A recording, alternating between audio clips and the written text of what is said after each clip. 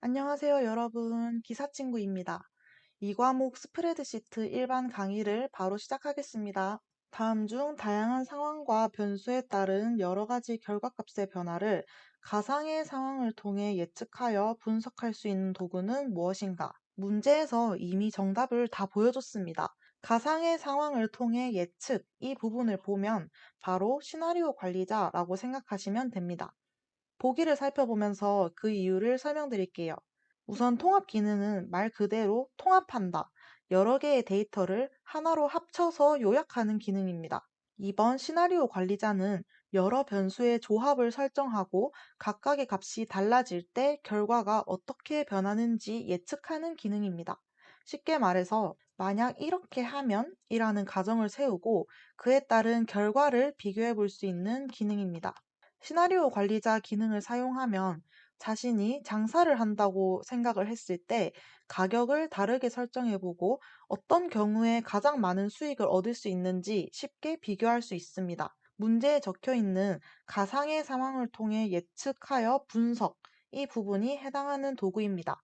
따라서 정답은 2번 시나리오 관리자입니다. 3번 부분합은 데이터를 그룹별로 요약하고 합계나 평균 등의 값을 계산하는 기능입니다. 예를 들어서 각 부서별 직원 수를 계산하거나 지역별 매출을 합산할 때 사용합니다. 결과를 예측하는 게 아니라 데이터를 요약하는 기능이기 때문에 정답이 아닙니다. 목표값 찾기는 결과를 미리 정해두고 그 결과를 얻기 위해서 필요한 입력값을 자동으로 계산하는 기능입니다. 예를 들어서 학교에서 평균 90점을 맞아야 A 학점을 받을 수 있다고 가정해 봅시다. 지금까지 4번의 시험 점수를 평균 내보니까 85점이 나왔어요. 이제 마지막 시험에서 몇 점을 받아야 평균 90점이 될까요? 이럴 때 목표값 찾기를 사용하면 마지막 시험에서 최소 몇 점을 받아야 평균 90점이 되는지를 자동으로 계산해 줍니다. 22번 다음 중 매크로와 관련된 바로가기 키에 대한 설명으로 옳지 않은 것은 무엇인가? 엑셀에서 매크로는 반복 작업을 자동화하는 기능인데요. 이를 더 편리하게 사용하기 위해서 몇 가지 단축키가 제공됩니다. 각 보기를 하나씩 살펴볼게요. 1번 Alt F12를 누르면 비주얼 베이직 에디터가 실행되며 매크로를 수정할 수 있다. 이거는 올바른 설명이고 여기에서 매크로를 직접 수정하거나 VBA 코드를 작성할 수 있어요. 2번 Alt F8을 누르면 매크로 대화 상자가 표시되어 매크로 목록에서 매크로를 선택해 실행할 수 있다. Alt F8을 누르면 매크로 대화 상자가 열립니다. 이곳에서 기록된 매크로 목록을 확인하고 실행하거나 편집할 수 있습니다. 3번 매크로 기록 시 컨트롤과 영문 문자를 조합하여 해당 매크로의 바로가기 키를 지정할 수 있다. 이것도 옳은 설명입니다. 4번 Alt M을 누르면 매크로 기록 대화 상자가 표시되어 매크로를 기록할 수 있다. 이 설명이 틀렸어요. 왜냐하면 매크로 기록을 시작하는 바로가기 키는 존재하지 않기 때문인데요. Alt M은 매크로 기록이 아니라 수식 탭을 여는 단축키입니다. 매크로 기록을 하려면 개발 도구 탭에서 매크로 기록 버튼을 클릭해야 합니다. 따라서 4번이 정답입니다. 23번 다음 중 아래 그림의 표에서 조건 범위로 A9에서 C12 영역을 선택하여 고급 필터를 실행한 결과의 레코드 수는 얼마인가? 고급 필터는 데이터를 특정한 조건에 따라서 필터링하여 원하는 결과만 추출하는 기능입니다. 일반 필터와 달리 여러 조건을 조합해서 복잡한 데이터도 손쉽게 분석할 수 있다는 장점이 있습니다. 고급 필터는 필터링을 할 원본 데이터가 이렇게 표 형태로 있어야 되고 필터링할 조건을 이렇게 별도로 작성합니다. AND와 OR와 같은 논리식을 쓸 때에는 원본 데이터의 이런 열 이름과 달라야 하지만 그게 아니라면 원본 데이터의 열 이름과 동일해야 합니다. 고급 필터를 실행할 때는 필터링을 할 원본 범위와 조건 범위를 지정한 후에 필터링된 데이터를 현재 위치에 표시하거나 별도의 장소에 복사가 가능합니다. 따라서 그림의 표에서 조건 범위를 살펴보면 각각 다른 행의 위치에 있는 것을 보아서 OR 조건으로 하나라도 만족하면 true입니다. 중간이 80 이상이거나 기말이 85 이상이거나 합계가 170 이상이라고 했으니까 이 한 줄마다 세 가지의 조건 중 하나라도 만족하는 게 몇 줄이냐를 생각해야 합니다. 같이 세볼게요. 첫 번째 줄에서는 홍길동 씨는 중간도 80 이상, 기말도 85 이상, 합계가 170 이상이에요. 그래서 홍길동은 통과가 됐습니다. 김영희 씨는 기말의 조건이 참이죠. 따라서 영희 씨도 통과가 됐습니다. 철수는 아쉽게도 중간, 기말, 합계가 모두 통과되지 못했어요. 수민이는 모두 통과가 됐죠. 그리고 민수는 하나만 통과가 됐어요. 그래도 오화 조건은 하나라도 만족하면 참이기 때문에 민수도 통과가 됐습니다. 따라서 이 조건을 만족하는 데이터를 추출하면 총 하나, 둘, 셋, 넷, 4개의 레코드가 나옵니다. 따라서 정답은 3번입니다. 24번. 다음 중 페이지 설정 대화 상자의 시트 탭에 대해 잘못 설명된 것은 무엇인가? 페이지 설정은 엑셀에서 문서를 인쇄할 때 어떻게 보이게 할지 설정하는 기능입니다. 특히 시트 탭에서는 눈금선, 머리글, 메모, 인쇄 제목 등 인쇄 관련한 세부 설정을 조정할 수 있습니다. 각 보기를 하나씩 살펴볼게요. 1번 행렬 머리글 항목은 행렬 머리글이 인쇄되도록 설정하는 기능이다. 기본적으로는 인쇄가 되지는 않지만 행렬 머리글 항목을 체크했을 때 셀이 이렇게 있으면 A, B, C 이런 열 이름과 1, 2, 3 같은 행 번호가 인쇄됩니다. 만약에 체크하지 않으면 인쇄된 문서에서 이런 A, B, C, 1, 2, 3 이런 것들이 보이지 않습니다. 2번 메모 항목에서 없음을 선택하면 셀에 메모가 있더라도 인쇄되지 않는다. 인쇄를 할 때 메모를 포함할지 안 할지 선택이 가능한데 없음을 선택하면 셀에 메모가 있어도 인쇄되지 않습니다. 3번 눈금선 항목을 선택하여 체크 표시하면 작업 시트의 셀 구분선은 인쇄되지 않는다. 엑셀에서 기본적으로 보이는 셀의 회색 구분선, 이게 눈금선인데 원래는 인쇄가 되지 않지만 눈금선이라는 항목을 체크를 했을 때 눈금선이 인쇄됩니다. 문제에서는 체크를 표시하면 구분선이 인쇄되지 않는다라고 설명했는데 반대로 인쇄가 되기 때문에 틀린 설명이에요. 따라서 정답은 3번이 되겠죠. 4번 인쇄 제목 항목을 이용하면 특정 부분을 페이지마다 반복적으로 인쇄할 수 있다. 엑셀에서 표를 여러 페이지로 나눠서 인쇄할 때 첫 번째 행, 이렇게 표가 있을 때 첫 번째 행, 제목행이나 특정 열을 모든 페이지에 반복해서 인쇄하는 기능입니다. 예를 들어서 학생 성적표를 여러 장으로 나눠서 인쇄할 때 각 페이지마다 이름, 점수, 등급 같은 제목을 반복해서 출력할 수 있습니다. 만약에 인쇄 제목을 설정하지 않으면 첫 페이지에만 제목이 나오고 다음 페이지부터는 데이터만 출력이 됩니다. 25번. 다음 중 정렬 기능에 대해 잘못 설명된 것은 무엇인가? 엑셀에서 정렬 기능은 데이터를 특정한 순서로 정리해주는 기능입니다. 예를 들어서 숫자가 될 수도 있겠고 날짜 순으로 정렬할 수도 있습니다. 자, 1번 선택된 데이터의 첫 행을 머리글 행으로 지정할 수 있다. 엑셀에서 데이터의 첫 번째 행이 제목이라면, 그러니까 머리글이라면 정렬할 때 머리글 행을 그대로 유지할 수 있습니다. 즉, 첫 번째 행을 정렬 기준에 포함하지 않고 나머지 데이터만 정렬할 수 있도록 설정할 수 있어요. 여기서 점수를 높은 순, 내림차순으로 정렬하고 싶다면 이름과 점수라는 이 제목, 머리글은 그대로 두고 나머지 데이터만 정렬을 해야겠죠. 이런 식으로 첫 번째 행을 정렬에 포함하지 않고 나머지 데이터만 정렬할 수 있도록 설정할 수 있다는 의미입니다. 2번 오름차순 정렬과 내림차순 정렬에서 공백은 맨 처음에 위치하게 된다. 엑셀에서 공백, 즉 빈 셀은 항상 맨 마지막에 위치합니다. 오름차순이든 내림차순이든 공백이 먼저 나오는 게 아니라 정렬된 데이터의 끝으로 이동합니다.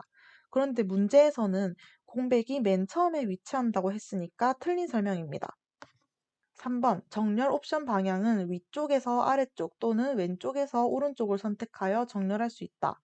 엑셀에서 기본적으로 정렬은 위에서 아래로, 자, 세로 방향이고 열 단위 정렬입니다. 하지만 필요하다면 왼쪽에서 오른쪽으로 행 단위 정렬도 가능합니다.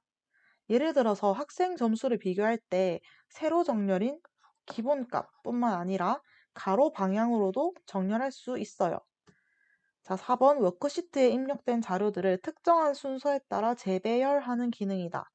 정렬 기능은 데이터를 A에서 Z까지 알파벳 순, 작은 값에서 큰 값으로 숫자 순, 오래된 날짜에서 최신 날짜로 날짜 순 등으로 정렬해주는 기능입니다. 즉, 데이터를 원하는 순서로 정리할 수 있도록 도와주는 기능이에요. 26번. 다음 중 피벗 테이블에 대한 설명으로 틀린 것은 무엇인가? 작성된 피벗 테이블을 삭제하는 경우 함께 작성된 피벗 차트는 자동으로 삭제된다. 이 보기는 틀린 설명입니다. 엑셀에서는 피벗 테이블을 삭제하더라도 연결된 피벗 차트가 자동으로 삭제되지 않습니다. 다만 차트는 일반 차트로 변경이 되면서 피벗 테이블과 연결된 기능이 사라지게 됩니다. 그러니까 피벗 테이블을 삭제한다고 해서 차트가 사라지는 건 아니죠. 따라서 이 설명은 틀린 내용입니다. 다음 2번 보기를 살펴볼게요. 피벗 테이블의 삽입 위치는 새 워크시트뿐만 아니라 기존 워크시트에서 시작 위치를 선택할 수도 있다. 이거는 맞는 설명입니다. 엑셀에서 피벗 테이블을 만들 때 새로운 워크시트에 만들 수도 있고 기존의 워크시트에서도 원하는 위치를 지정해서 삽입할 수 있습니다.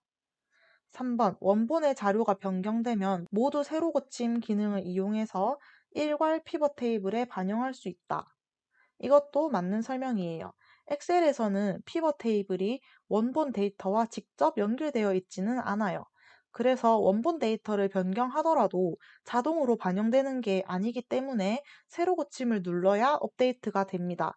특히 여러 개의 피벗 테이블을 한 번에 업데이트하려면 모두 새로 고침 기능을 사용하면 됩니다. 4번 피벗 테이블을 삭제하려면 피벗 테이블 전체를 범위로 지정한 후 딜리트를 누른다. 이 설명도 맞습니다. 피벗 테이블을 삭제하려면 해당 범위를 전체 선택한 후에 딜리트 키를 누르면 됩니다. 또는 피벗 테이블 옵션에서 삭제할 수도 있죠. 여기서 중요한 점은 피벗 테이블을 삭제해도 원본 데이터는 그대로 남아있다는 것입니다. 즉, 피벗 테이블을 없앤다고 해서 데이터까지 사라지는 건 아니에요. 따라서 정답은 1번 피벗 테이블을 삭제하더라도 피벗 차트가 자동으로 삭제되지 않기 때문이에요. 27번 다음 중 날짜 및 시간 데이터와 관련하여 틀린 내용을 고르시오. 자, 1번 날짜 데이터를 입력할 때 연도와 월만 입력하면 일자는 자동으로 해당 월의 1일로 입력된다. 이 보기는 맞는 설명입니다. 엑셀에서 날짜를 입력할 때 연도와 월까지만 입력하면 자동으로 해당 월의 1일이 입력됩니다. 예를 들어서 2025-03을 입력하고 엔터를 누르면 이렇게 자동으로 입력이 됩니다. 따라서 이 설명은 옳은 내용이에요. 2번 셀에 4/9를 입력 후 엔터를 누르면 셀에 04월 09일로 표시된다. 이것도 옳은 설명입니다. 3번 날짜 및 시간 데이터의 텍스트 맞춤은 기본 왼쪽 맞춤으로 표시된다. 얘가 틀린 설명이에요. 엑셀에서 날짜와 시간 데이터는 기본적으로 숫자 데이터로 취급되기 때문에 기본 정렬 방향은 오른쪽 맞춤입니다. 따라서 왼쪽 맞춤으로 표시된다는 설명은 틀린 내용입니다. 4번 컨트롤 세미콜론을 누르면 시스템에 오늘 날짜가 입력되고 컨트롤 시프트 세미콜론을 누르면 현재 시간이 입력된다. 이 설명도 옳은 내용입니다. 엑셀에서는 날짜 및 시간을 빠르게 입력할 수 있는 단축키를 제공하는데요. 컨트롤 세미콜론을 입력하면 현재 시스템 날짜가 입력되고, 그러니까 시스템상 컴퓨터상에 현재 날짜 입력이 되고, 컨트롤 시프트 세미콜론을 입력을 하면 현재 시스템 시간 입력이라는 기능인데, 이 기능을 활용하면 빠르게 현재 날짜나 시간을 기록할 수 있습니다. 따라서 정답은 3번이에요. 28번 다음 중 아래 시트에서 각 수식을 실행했을 때의 결과값으로 옳은 것은, 이렇게 보기를 보면 하나, 둘, 셋, 하나, 둘, 셋 이런 식으로 세네 가지의 함수들이 동시에 사용되고 있죠. 이런 걸 중첩 함수라고 하는데 이때는 안쪽부터 계산을 합니다. 1번부터 볼게요. sum 함수는 우선 sum 값 1, 값 2 이런 형식을 가지는데 값 1의 자리에 라지가 들어가고 값 2의 자리에 count a 함수가 들어가 있죠. 그렇기 때문에 최종적으로 sum 함수를 이용해서 값을 더하기 위해서는 각각의 자리에 있는 라지와 count a 함수를 먼저 계산을 해줘야 하는 것입니다. 라지부터 볼게요. 라지 함수는 여기가 범위가 들어가고 몇 번째로 큰 값을 구할지 값을 입력하는 것입니다. B2에서 D2는 홍길동의 국어, 영어, 수학 점수가 있는 범위죠.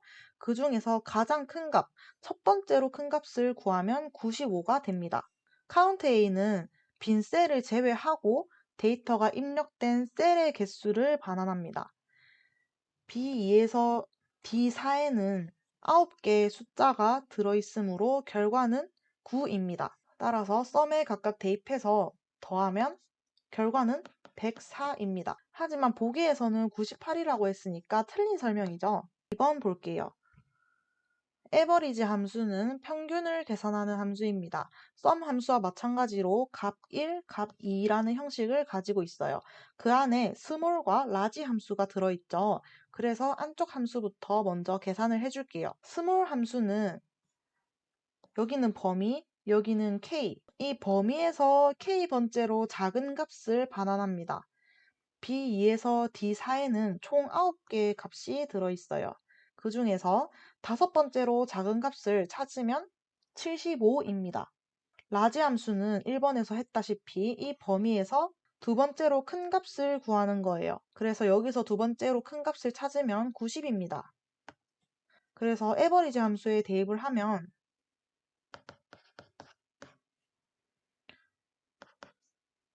75, 평균을 구할 때 75 더하기 90을 하고 나누기 2개니까 2. 이렇게 하면 82.5가 나옵니다. 그런데 80이라고 되어 있기 때문에 이것도 오답이에요. 한번 볼게요. sum 안에 있는 count a와 min 함수를 먼저 계산하겠습니다. count a는 안에 범위를 넣어주는데요. 범위에서 빈 셀이 아닌 데이터 개수를 반환하는 함수입니다.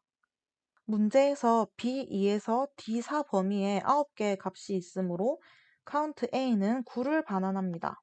min 함수의 형식은 min하고 값 1, 값 2 이런 형식을 가집니다. 주어진 범위에서 가장 작은 값을 반환하는 함수입니다. 예를 들어서 이렇게 입력을 하면 여기서 가장 작은 값 30이 반환됩니다. 문제에서 min B3에서 D3 이 범위에는 김영희의 국어, 영어, 수학 점수 중에서 가장 작은 값 75를 반환합니다. 따라서 sum 안에 9와 75를 넣고 계산을 하면 이걸 더하니까 84가 되겠죠. 근데 72라고 되어 있으니까 이것도 오답입니다. 마지막 4번 볼게요. sum 함수 안에 large와 count a, small 이렇게 세 가지의 함수가 안에 들어가 있는데요. 이렇게 함수가 길지만 하나씩 함께 살펴볼게요. 먼저 라지 함수 B3에서 D3 김영희의 국어, 영어, 수학 중에서 첫 번째로 큰 값인 85를 반환합니다. count A는 또 마찬가지로 이 범위에서 공백을 빈 셀을 제외한 셀의 개수 그러니까 하나, 둘, 셋, 세 개가 되겠죠. 그리고 이 범위에서 두 번째로 작은 값 80을 반환합니다. 마지막으로 sum 함수를 계산하면 이걸 다 더해서 168이 나오는데 보기에서도 똑같이 168이라고 했으니까 4번이 정답이 되겠습니다. 29번 문제입니다. 다음 중 A2에서 D6 영역에 대해 아래 시트와 같이 배경색을 설정하기 위한 조건부 서식의 규칙으로 옳은 것은 먼저 이 화면을 보시면 국어, 수학 점수가 들어있는 열만 회색깔 배경이 적용되었죠. 즉 짝수 번째 열, 이게 1번, 2번, 3번, 4번일 때 짝수인 B열과 D열에만 색이 칠해져 있어요. 그러면 이걸 어떻게 자동으로 설정할까요? 바로 모드 함수와 컬럼 함수를 이용하면 됩니다. 모드 함수는 숫자와 나누는 값을 입력해서 나머지를 구하는 함수입니다. 예를 들어서 모드 안에 3과 2를 넣었을 때 3을 2로 나누면 몫은 1이 되고 나머지도 1이 되죠. 그래서 모두의 값은 1이 됩니다. 그리고 4를 2로 나누면 몫은 2가 되고 나머지는 0이 되죠. 따라서 짝수는 나머지가 0이고 홀수는 나머지가 1이 됩니다. 컬럼 함수는 이렇게 쓰고 현재 셀의 열 번호를 반환하는 함수입니다. 예를 들어서 이 안에 B3이 들어가면 B열이니까 열번호 2, C3을 입력하면 C열이니까 열번호 3, 이런 식으로 되는 겁니다. 이제 이런 수식을 적용하면 짝수열에만 선택할 수 있어요.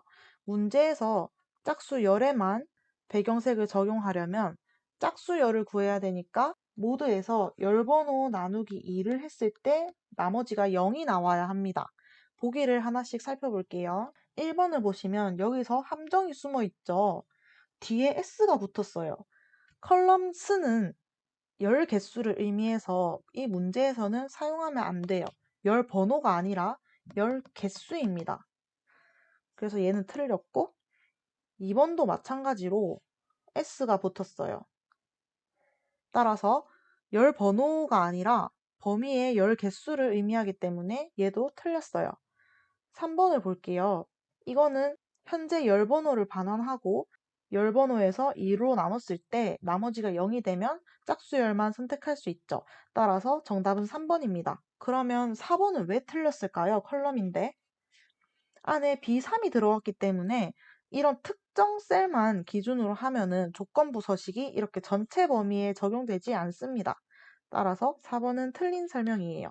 30번. 다음 중 워크시트 관리에 대한 설명으로 틀린 것은 엑셀에서는 워크시트를 추가, 삭제, 복사, 보호하는 등 다양한 작업을 할 수 있는데요.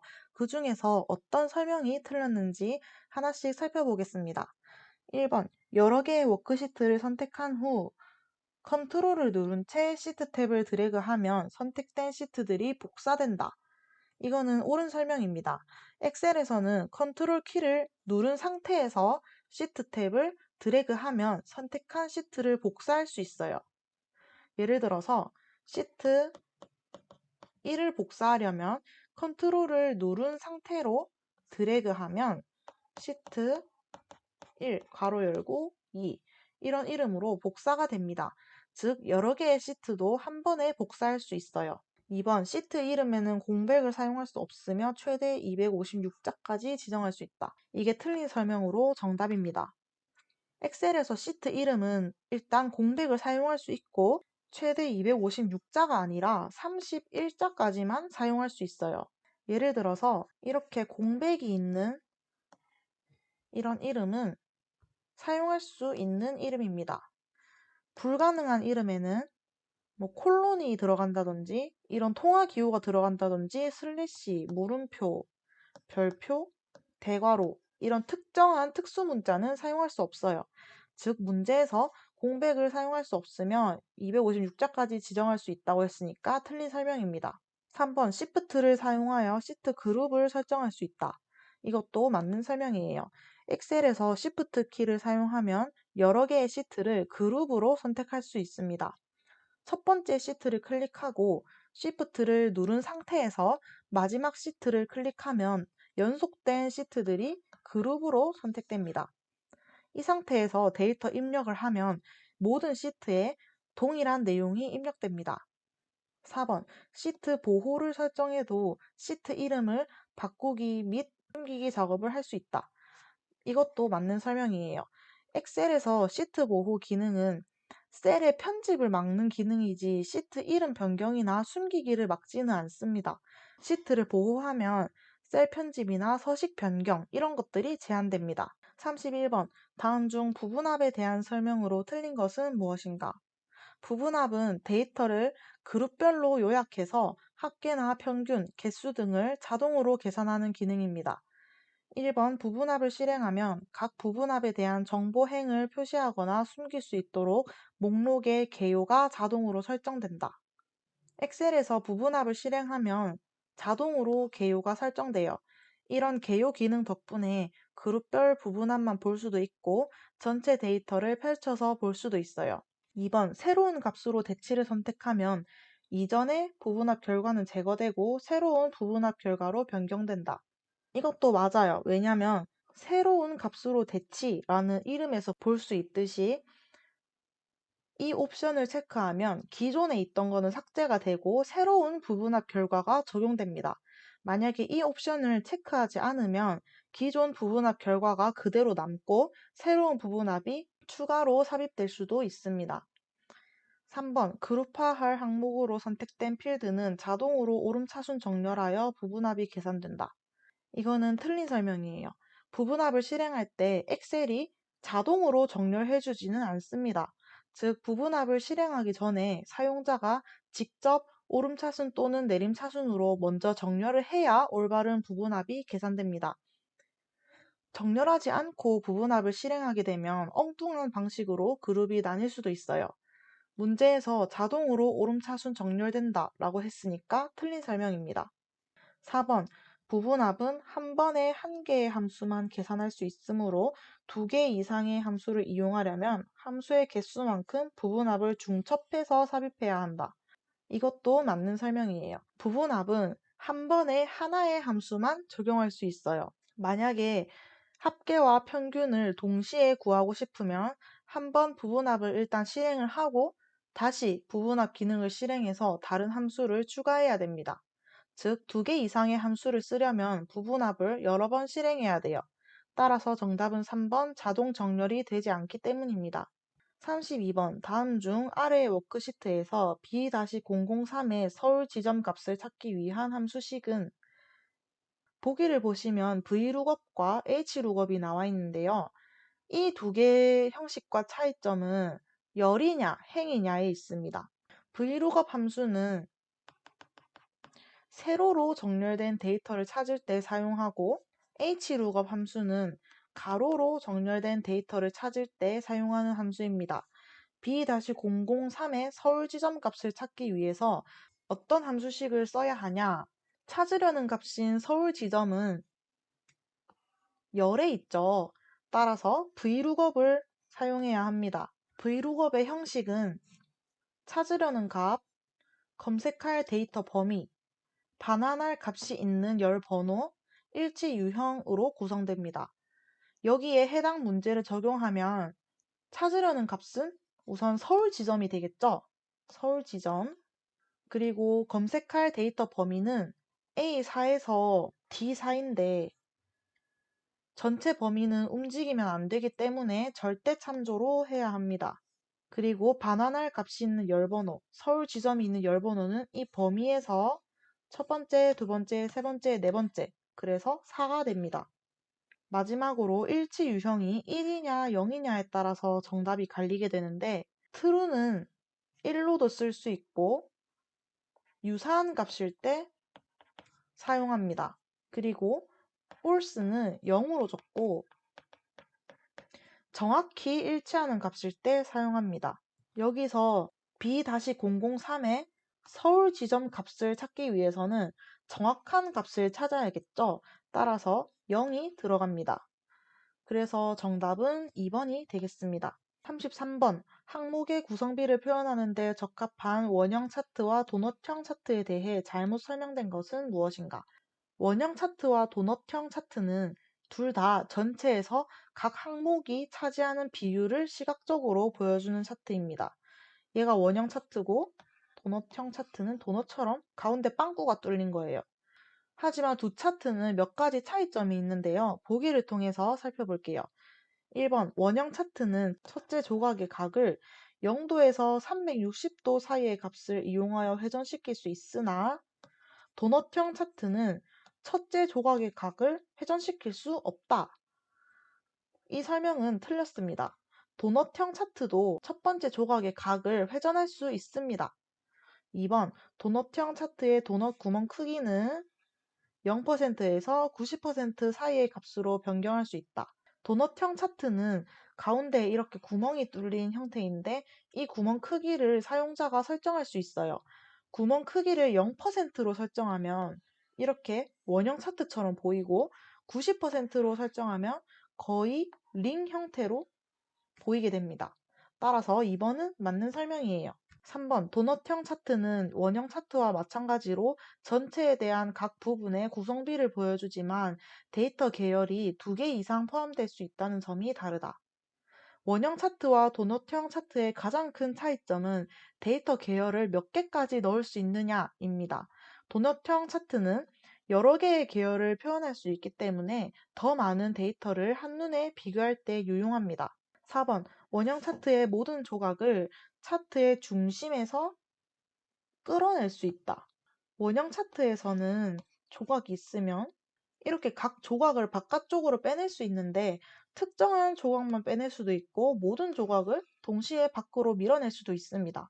따라서 정답은 1번이고 도넛형 차트 또한 첫 조각의 각을 회전시킬 수 있기 때문입니다. 34번 페이지 설정 대화 상자의 시트 탭에서 반복할 행에 이렇게 지정하고 워크시트 문서를 출력했다. 이때 출력 결과에 대해 옳은 설명은 무엇인가? 이 문제가 은근히 자주 출제됩니다. 엑셀에서 문서를 여러 페이지로 출력할 때 모든 페이지의 상단에 특정 행을 반복해서 인쇄하고 싶을 때가 있죠. 예를 들어서 각 페이지 표에 제목이 반복되도록 설정하는 기능이 바로 반복할 행 기능입니다. 문제에서 이렇게 지정한 경우에는 반복할 행에 $4, $4를 지정했다는 뜻은 모든 페이지의 상단에 사행이 반복된다는 의미입니다. 즉, 첫 번째 페이지뿐만 아니라 모든 페이지에서 가장 위에 사행이 반복됩니다. 각 보기를 하나씩 살펴볼게요. 1번, 첫 페이지만 1행부터 4행의 내용이 반복되어 인쇄된다. 얘는 틀렸습니다. 반복할 행을 설정하면 첫 페이지뿐만 아니라 모든 페이지에서 사행이 반복됩니다. 그리고 1행부터 4행이라는 것도 틀렸죠? 2번 모든 페이지에 사행의 내용이 반복되어 인쇄된다. 이게 맞는 설명입니다. 페이지 설정에서 반복할 행에 사행을 지정했으므로 모든 페이지 상단에 사행이 반복됩니다. 이렇게 하면은 각 페이지에서 표 제목이 반복되기 때문에 가독성이 좋아지겠죠? 정답은 2번입니다. 3번 모든 페이지에 사열의 내용이 반복되어 인쇄된다. 이 글자를 헷갈리시면 안 돼요. 반복할 행은 수평 방향, 가로로 특정 행을 반복하는 기능입니다. 열을 반복하려면 반복할 열 옵션을 설정해야 합니다. 사행이 아니라 사열을 반복한다고 착각하시면 안 돼요. 4번 모든 페이지에 사행과 사열의 내용이 반복되어 인쇄된다. 이거는 틀렸죠. 엑셀에서는 반복할 행과 반복할 열을 따로 설정할 수 있지만 문제에서는 사행만 반복하도록 지정했어요. 따라서 사행과 사열이라고 했으니까 문제에서 요구하는 것과 일치하지 않기 때문에 틀린 설명입니다. 35번 다음 중 아래의 차트에 대한 설명으로 옳지 않은 것은 1번 실제 판매량 이 주황색 막대 이 계열에만 레이블이 표시되었다. 차트를 보면 실제 판매량 계열인 주황색 막대에만 이 숫자들이 표시되어 있습니다. 그래서 이 설명은 맞아요. 2번 계열 겹치기 값이 음수로 설정되어 있다. 막대형 차트에서 계열 겹치기 값이 음수이면 계열들이 서로 분리되어서 표시됩니다. 차트를 자세히 보면 계열 겹치기 값인 주황색 막대는 음수 값으로 나타나 있어요. 주황색 막대와 파란색 막대가 떨어져 있는 상태이기 때문에 계열 겹치기 값이 음수로 설정된 것이 맞습니다. 3번 차트 디자인 탭 데이터 그룹에서 행렬 전환을 실행하면 세로값 축과 가로 항목 축이 상호 변경된다. 행렬 전환은 차트의 데이터 계열과 범주의 위치를 바꾸는 기능입니다. 하지만 세로축과 가로축이 변경되는 건 아니에요. 쉽게 말해서 기존의 가로축, 이 항목에 있던 값이 범례가 되고 원래 범례였던 값이 이 항목이 됩니다. 하지만 Y축과 X축이 서로 바뀌는 것은 아니에요. 따라서 이 설명이 틀렸기 때문에 정답입니다. 4번, 범례는 아래쪽으로 설정되어 있다. 범례는 차트에서 각 데이터 계열의 색상과 의미를 알려주는 역할을 합니다. 문제의 차트를 보면 범례가 아래쪽으로 위치해 있어요. 따라서 설명이 맞습니다. 36번, 다음 중 정렬에 관한 설명으로 틀린 것은 위쪽에서 아래쪽으로 정렬할 경우 숨겨진 행도 포함하여 정렬할 수 있다. 엑셀에서 데이터를 정렬할 때 숨겨진 행이나 필터로 숨긴 행은 정렬되지 않습니다. 즉, 숨겨진 상태로 정렬을 하면 눈에 보이는 데이터만 정렬이 되고 숨겨진 데이터는 그대로 남아있게 돼요. 숨겨진 행도 함께 정렬을 하고 싶으면 정렬을 하기 전에 먼저 숨겨진 행을 표시한 후에 정렬을 해야 됩니다. 필터가 적용된 경우 필터를 제거한 후에 정렬을 하면 모든 데이터가 함께 정렬됩니다. 따라서 이 설명은 틀렸어요. 2번, 사용자 지정 목록을 활용하여 사용자가 정의한 순서대로 정렬할 수 있다. 엑셀에서는 기본적인 오름차순이나 내림차순 정렬뿐만 아니라 사용자 지정 목록이라는 것을 이용해서 특정한 순서대로 정렬할 수 있어요.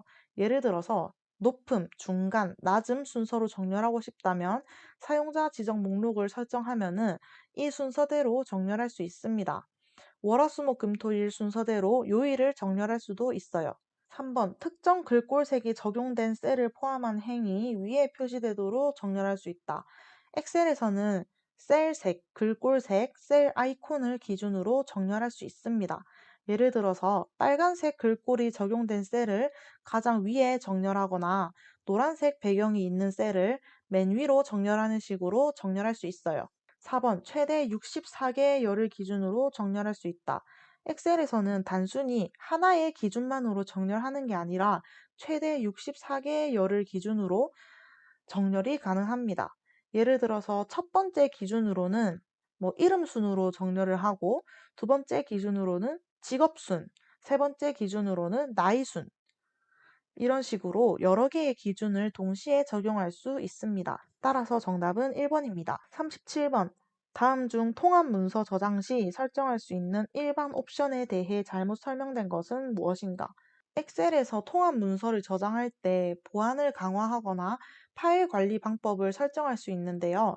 이 중에서 잘못된 설명이 무엇인지 함께 확인해 봅시다.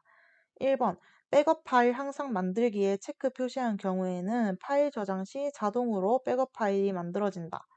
엑셀에서 백업 파일 항상 만들기 옵션을 선택하면 파일을 저장할 때 기존 파일을 덮어쓰기 전에 자동으로 백업 파일이 생성됩니다. 즉, 예전 버전의 파일을 자동으로 보관하는 기능이기 때문에 실수로 저장하더라도 원본 파일을 복구할 수 있어요. 따라서 이 설명은 맞는 설명이고, 2번 쓰기 암호가 지정된 경우 파일을 수정하고 다른 이름으로 저장 시 쓰기 암호를 입력해야 한다.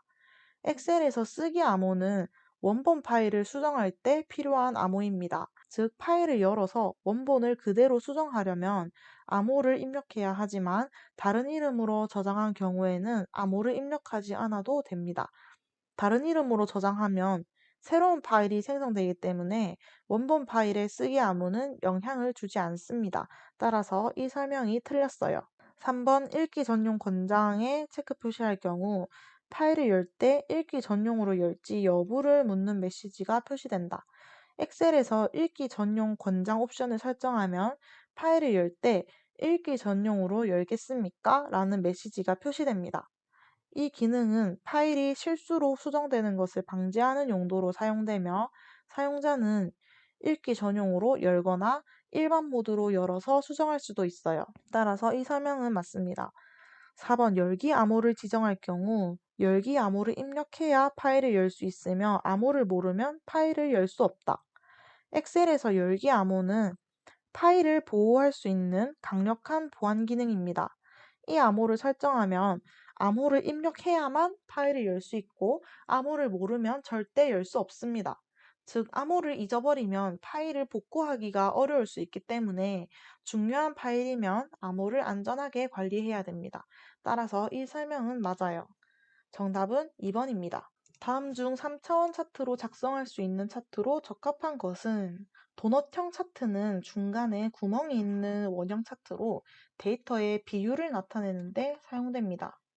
이 차트는 2차원 형태로만 제공되고 3차원으로는 지원되지 않습니다.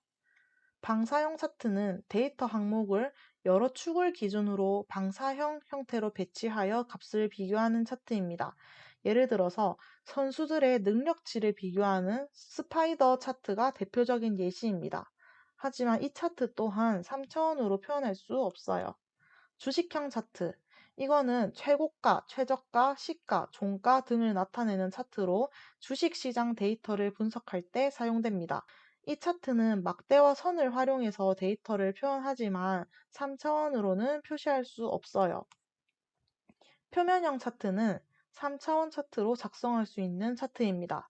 이 차트는 데이터 계열 간의 관계를 입체적으로 표현해서 패턴과 경향을 쉽게 파악할 수 있도록 도와줍니다. 예를 들어서 지형 지도나 온도 분포, 최적화 문제 등을 시각적으로 분석하는 데 활용됩니다. 따라서 정답은 4번입니다. 다음 중 왼쪽 시트에서 번호열의 3행을 삭제하더라도 이 3행을 삭제하더라도 오른쪽 시트처럼 번호 순서가 1, 2, 3, 4, 5처럼 유지되게 하는 방법은 무엇인가? 엑셀에서 번호를 자동으로 입력한 다음에 특정 행을 삭제하면 원래 번호가 그대로 유지되지 않고 변경되는 경우가 있어요. 예를 들어서 1, 2, 3, 4, 5, 6, 7 이렇게 적혀 있는데 3행을 삭제하면 1, 2, 4, 5, 6, 7처럼 번호가 건너뛰어 버리죠. 그런데 오른쪽 그림처럼 번호가 쭉 유지되게 하려면 어떻게 해야 할까요? 그럼 각 보기를 하나씩 살펴보면서 정답을 찾아봅시다. A2셀에 는 로우를 입력한 후 채우기 핸들을 A7셀까지 복사한다. 일단 로우 함수는 현재 셀의 행 번호를 반환하는 함수예요. 즉 A2셀에 이거를 입력하면 A2셀의 행 번호인 2가 표시되고 아래로 채우면 3, 4, 5, 6, 7이 입력되죠. 하지만 3행을 삭제하게 되면 번호가 1, 2, 4, 5, 6, 7로 변하면서 건너뛰게 됩니다. 즉 삭제된 행 이후의 번호가 다시 자동으로 조정되지는 않습니다. 따라서 이 설명은 틀렸어요. 2번 A2셀에 로우 -1을 입력 후 채우기 핸들을 A7까지 복사한다. 로우는 현재 행 번호를 반환하는데 그 뒤에 -1을 붙이면 현재 행 번호에서 1을 뺀 값이 표시됩니다. A2셀에서 로우 -1을 입력하면 로우 A2는 행 번호가 2이므로 여기서 1을 빼면 2-1, 1이 표시됩니다. 또 A3셀로 자동 채우기를 하면 여기 A3이 들어가고 A3의 행 번호는 3이니까 3에서 1을 빼면 2가 표시됩니다.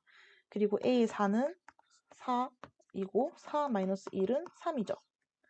이렇게 하면 3행을 삭제를 하더라도 번호가 다시 자동으로 정렬되면서 1, 2, 3, 4, 5처럼 유지가 됩니다. 그래서 2번이 정답이에요. 3번 컬럼은 열 번호를 반환하는 함수예요. 컬럼에 A2를 입력하면 A 열이니까 1이 나오고 B열은 2, C열은 3 이렇게 인식이 됩니다. 이 문제는 행 번호를 유지하는 것이 목적이기 때문에 열 번호를 반환하는 컬럼을 사용하면 원하는 결과가 나오지 않겠죠. 마찬가지로 컬럼에 -1을 한다고 해도 여전히 열 번호를 기준으로 번호가 매겨지기 때문에 원하는 결과가 나오지 않습니다. 40번. 다음은 워크시트에서 A1, A2 영역이 범위 1, B1에서 B2 영역이 범위 2로 이름이 지정된 경우입니다. 아래 수식들의 결과 중 틀린 것을 고르시오. 문제에서 여기를 범위 1, 여기를 범위 2로 지정했어요. 즉 범위 1에는 10과 20이 포함되고 범위 2에는 5와 15가 포함됩니다. 1번을 볼게요. 카운트 범위 1, 범위 2는 4다. 카운트 함수는 숫자가 들어있는 셀의 개수를 세는 함수예요. 범위 1에는 2개, 숫자가 들어있는 셀의 개수 2개, 범위 2에도 2개입니다. 즉 숫자가 들어있는 셀의 개수는 총 4개이므로 결과는 4가 맞아요. 2번을 볼게요. average 함수는 주어진 값들의 평균을 구하는 함수예요. 범위 1에는 10, 20, 범위 2에는 5와 15가 입력되어 있어요. 즉 10, 20, 5, 15를 다 더해서 4개로 나누면 12.5가 나옵니다. 3번 모드 함수는 가장 많이 등장한 값을 찾는 함수입니다. 범위 1에는 10, 20, 범위 2에는 5, 15 이렇게 주어져 있는데 여기는 중복된 값이 없어요. 즉 가장 많이 등장한 값이 없기 때문에 엑셀에서는 샵 NA 오류가 발생합니다. 하지만 문제에서는 결과가 5라고 표시되어 있어요. 따라서 이 설명이 틀린 것입니다. 마지막 4번 볼게요. sum 함수는 주어진 값들의 합을 계산하는 함수입니다. 범위 1에는 10, 20, 범위 2에는 5, 15가 들어있어요. 그래서 얘네를 다 더하면 50이기 때문에 결과가 맞아요. 그래서 정답은 3번입니다. 자, 오늘 강의는 여기까지입니다. 강의 따라오시느라 고생 많으셨고, 다음 시간에는 23년도 1회차 기출문제를 풀이하도록 하겠습니다. 감사합니다.